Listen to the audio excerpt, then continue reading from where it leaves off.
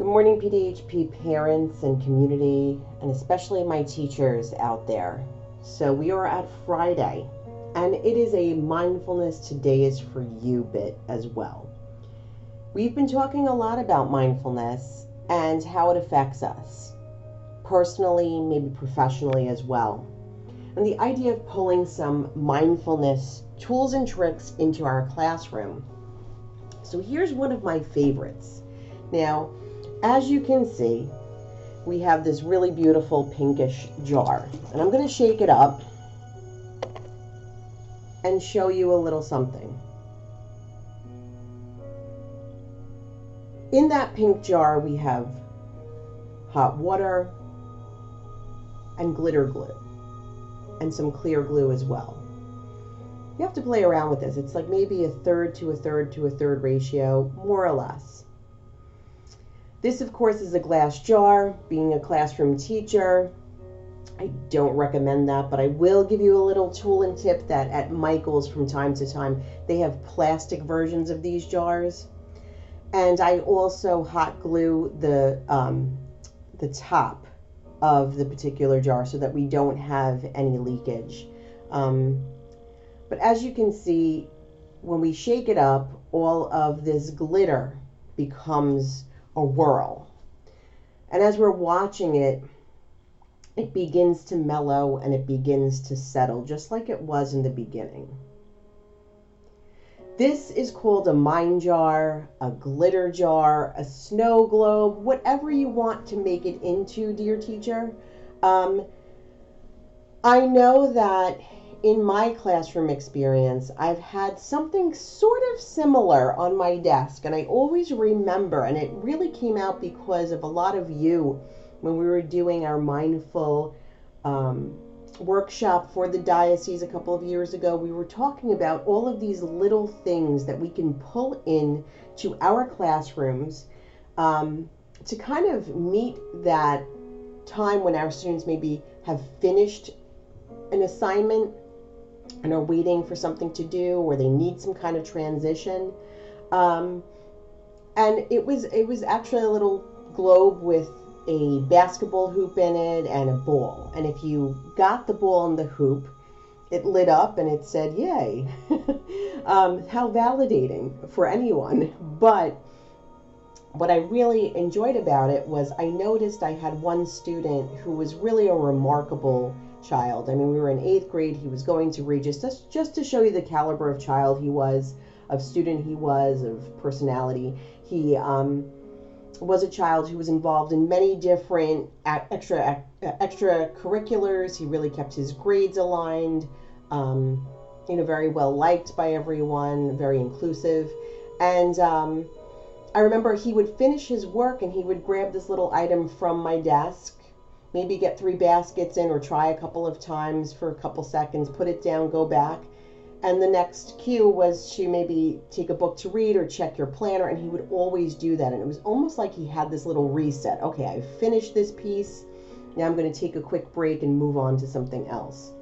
So these are great for transition. These are great for like incentive pieces even to make. It's just a fun activity. But also just that idea of shaking this up when you are anxious or your thoughts are really, or your emotions are really all over the place, and taking a couple of deep breaths and letting this settle us a bit. And kind of remembering that a lot of times our thoughts and our emotions can be all over the place. A lot of times we have all of these memories that we reflect upon. So this can be something for positive reinforcement. It could be something that is a coping skill for negative reinforcements. And really just sitting with it and relaxing and breathing and watching that settling. Maybe noticing how you're feeling, noticing what your body is doing, noticing how your mind feels before and after those breaths in this moment that you allow yourself. Salviolo, our Queensboro director, had said to me, I remember doing a therapy practice and we had a toy that looked very similar, and the kids really would settle themselves with it. It was like a little wand. And There really is something to it. And of course, there are different things you can do. It really brings in your senses. You can look it up on Pinterest. There's like a million different recipes for things like this. If you have little ones, you can do rice and little tiny figures in them, and it can kind of become this kaleidoscope. But it also gets that idea of sensory. It gets that idea of noticing different items and looking and settling. So I really do like this one, and I know some of our counselors have used it. I know some of our teachers have used it before and made them and had them on their desks. It's really something to consider. Now behind the jar, you see some of that very famous mindful coloring that came out a couple of years ago. I always thought it was kind of this trend, this kind of fad, but you know what? There's something to it. Again, one of the teachers in our workshop said, I print these out and I leave them on my desk, kind of like my little break between the do nows that I had mentioned. And that way the kids have something, to kind of keep them occupied as they're awaiting the next task. And it's an accomplishment.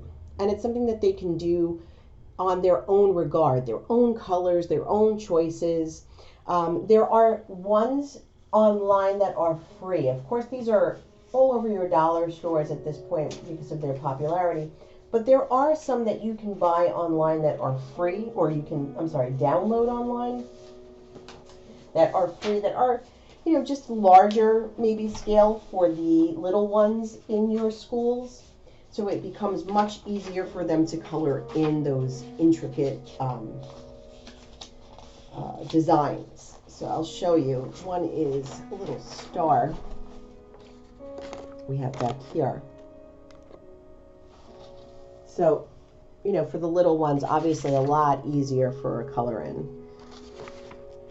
I also realized that there's a lot that goes on with our kids when it comes to doodling. Think about the times when we were growing up and in class, the practice was to write notes. You're writing notes and you're thinking. There is a brain connection to that movement. Same thing when it comes to some of these ideas of doodling or mindful coloring. And there are a number of other things, when we see that maybe a child is getting stressed out, we can talk about these 5 fingers of gratitude. What are 5 things that you can think of that you're grateful for, that are positive, that you're happy? And of course, as you see here, again, it becomes a very sensory piece, that 5, 4, 3, 2, 1 idea, remembering a good moment, and going back to that a bit. Also, we can talk about those famous stress balls. We get these so many places. This is also good for those kids who need a little more help when it comes to managing the pens and pencils. That can help them out and, just increase their strength in their hands. So there's a lot of 2-folds, 2-for-1s that you have going on, academic as well as stress relief and just having that mindfulness. And I know a lot of you realize there are a lot of transitions that you bring in as it is. In the background, you can hear I have the Calm app playing. There's a lot of great apps out there for mindfulness, for meditation, for relaxing music. This kind of affects our brain waves and it allows for more productivity. So if you wanted to play that in the background when the kids are doing quiet work, that would be a great thing. If you want to do a little quiet moment, that can help as your transitions. I know in Catholic schools we have prayer, so that really acts as not only a spiritual release, but also as a transition piece. I think about all the times that we would pray before we went to lunch and recess, and pray when we would come back, pray to start the morning, pray to end the morning. Great ways to have a transition ritual and a spiritual practice as well. And I love these seated classroom stretches. You don't want the kids wandering all over the place. We want to be really aware of our distancing. So here's a great one that you can just have the kids stretch out. Sometimes when you move your body, you refocus your mind. Good for us too. Good for us too. I know a lot of you are walking around a lot though, but when you do have a chance to sit and just kind of work out those kinks, that's good for you as well. Remember, a lot of times when we're modeling to the kids these practices, they pick up on it. So have them do it with you. That would be a great little thing, a great little classroom activity. Well, I hope this has been helpful, and I wish you a happy Friday. Have a safe and happy weekend. Take care. See you Monday.